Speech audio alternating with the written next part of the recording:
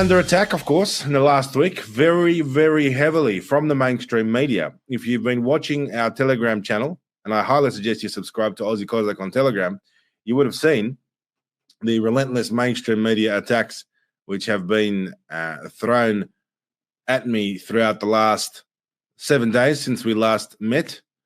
One of the most outrageous things was that Chris Uhlmann from Sky News wants me to be put in jail for 20 years. Now, who is Chris Uhlmann from Sky News? He used to work for the ABC. He calls himself an Australian journalist and television presenter. According to Wikipedia, Chris Uhlmann was born on the 24th of June, 1960. His full name is Christopher Gerald Uhlmann. And his wife's name is Gray Brotman, and she's also a former Australian politician who served as a member of the House of Representatives to the seat of Canberra for the Labor Party.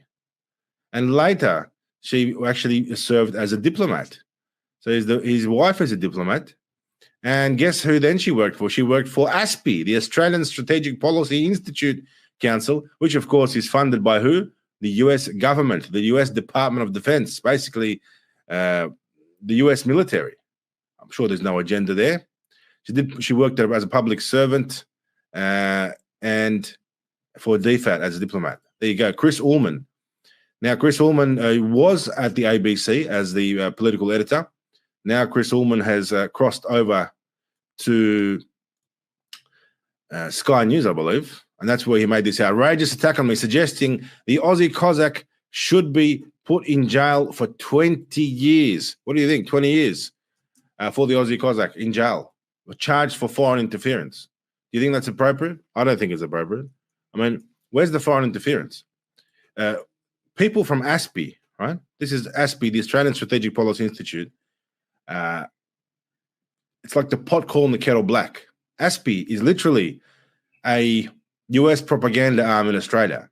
It received $762,000 from the US State Department, $201,000 from the US Department of Defense, $400,576.76 from the US Embassy in Canberra.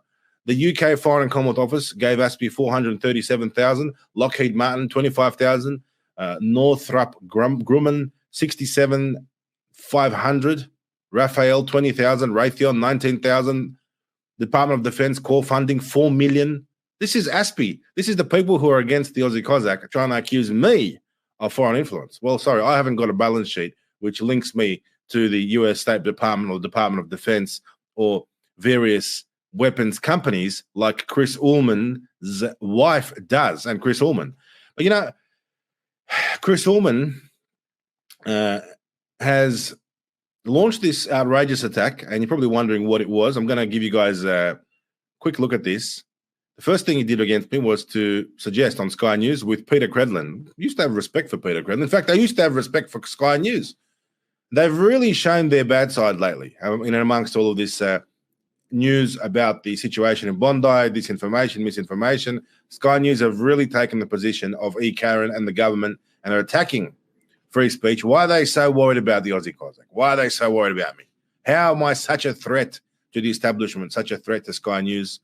Well, let's have a listen to what they think. In the immediate aftermath of the attack, Channel 7 wrongly broadcast the name of an innocent man, Benjamin Cohen, for which he's now begun defamation proceedings. What's interesting, though, is where this all started and why it points to something much more malicious than just a major news blunder. Cohen's name was, in fact, largely spread by social media pro-Putin influencer Simeón Boikov, commonly known as Aussie Cossack, who posted that there are unconfirmed reports, he said, that Cohen was the attacker. Now, of course, Cohen was not the attacker, but it didn't take long for Twitter to run with the accusations. And this chart shows just how many times that tweet was viewed. Joining me now to discuss why this is so chilling, Sky News contributor Chris Uhlmann. Well, Chris, where this gets really interesting is this bloke, Aussie Cossack, has been hiding in the Russian consulate in Sydney. He's wanted on assault charges. This has got a lot more about it, isn't it, than a case of mistaken identity? Well, Peter, this is what information warfare looks like, a deliberate attempt to sow discord, to undermine our democracy by spreading lies from someone who is hiding out in the Russian embassy, as you say, the Russian consulate in Sydney. And are we to believe that if he wasn't acting on the behalf of the Russian government, that he would be in that embassy for 1 minute longer? No, he'd be punted into the street. So this is done at the behest of a foreign government, and this is clearly an act of aggression. What happened online was that rumour that was going around wasn't going anywhere until it hit his account, and then it got 400,000 views, and then eventually got rebroadcast on Channel 7. Now, what happened on Channel 7 is up to Channel 7, but what happened in the Russian embassy is a matter for all of us, and this is just the stuff that we can see. But I can't see a more clear-cut case of foreign interference, because to do foreign interference now, it's against the law,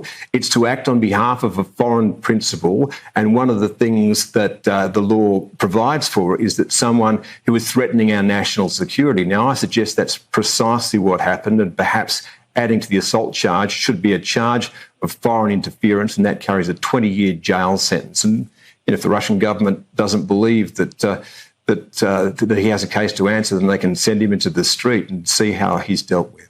We know that Russia is one of those state actors that uses bots and trolls and non-human people, I guess, armies of cyber warriors to promulgate things on social media, to get them to take off. Now, that could be what happened here. We don't know. But he is inside the Russian embassy. He's been given comfort from Russia. Where are the questions from the government about this issue? I think there are big questions to be answered, and the government should be asking them. He, by the way, was given Russian citizenship by presidential decree, which shows just how important he apparently is to the Russian government. And I'm not a lawyer. I don't know. Maybe there is no case to answer under foreign interference, but this is clearly an act of aggression by the Russian government on our shores. But I think that certainly that a strong message needs to be sent that this is entirely unacceptable, and this is just the stuff that we can see. Mike Pizzula, he's the former Home Affairs Secretary, formerly a Labor staffer, worked for Kim Beazley. I knew him way back then. He then runs the whole Home Affairs Department. He is removed over allegations, I think it was a finding in the end that he broke the code, public service code. But what's interesting, he's written for The Australian, and in what he has written, Chris, he talks about information warfare. This is a really salient example of what he knows from the inside and it's put out there in the public domain. There you go. That is the outrageous Sky News episode, attacking the Aussie Cossacks, suggesting that I should be locked up for 20 years. And Chris Uhlmann, that grub, who we have identified on tonight's broadcast, is the one spearheading this attack. He's been selected by the establishment to head the attack against me. Why are they so worried? If I'm so outrageously misinforming the public, surely the public would turn their back on me and not listen to what I'm saying. But where was the misinformation? Of course, I said the word unconfirmed when I was talking about unconfirmed reports. Very clear. Now, the latest news on that is that Channel 7 has paid a undisclosed defamation settlement, out-of-court settlement, to that innocent man who was named, but I did carefully make sure that I spoke about him in an unconfirmed capacity. So there you go. They want 20 years jail. Isn't that outrageous? There is also, that's right, there is also a Four Corners investigation. There's actually quite a few attacks on me in the media. There's a few real good ones out there. One of them also was Mike Burgess, the head of ASIO, was cornered by Chris Uhlmann, this same bloke who appeared on Sky once been in jail for 20 years. Chris Uhlmann actually cornered him at the National Press Club in Canberra live and challenged the head of ASIO, basically baited him, tried to set him up to grab a soundbite and tried to somehow set up the ASIO boss to declare me a concern or launch an attack on me. Have a look. Director General, you would be aware of Simeón Boikov, who goes by the name of Aussie Cossack online on his Twitter handle. He's currently holed up in the Russian consulate in Sydney, evading assault charges that have been laid against him by the New South Wales police. On the night of the Bondi knife attack at around about 11 p.m, he posted disinformation online that named Benjamin Cohen as the person who was responsible, clearly designed at stirring up anti-Semitic hatred inside our community. Isn't that a form of information warfare? Because it must at least be condoned by the Russian government if it wasn't actually directed by the Russian government. And how much of that do you see inside our borders, not just by Russia, but by other nation states? Thanks for your question, Chris. I won't talk about the individual that you've identified there. Obviously, it's not for me to give him publicity, and as a matter of principle, we don't talk about anyone we might have a concern of, and I'm not confirming or denying in that case.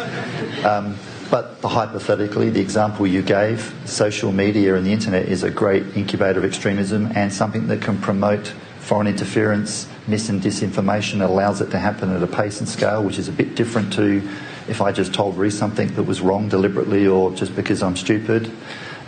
That's what the internet does. It's very powerful.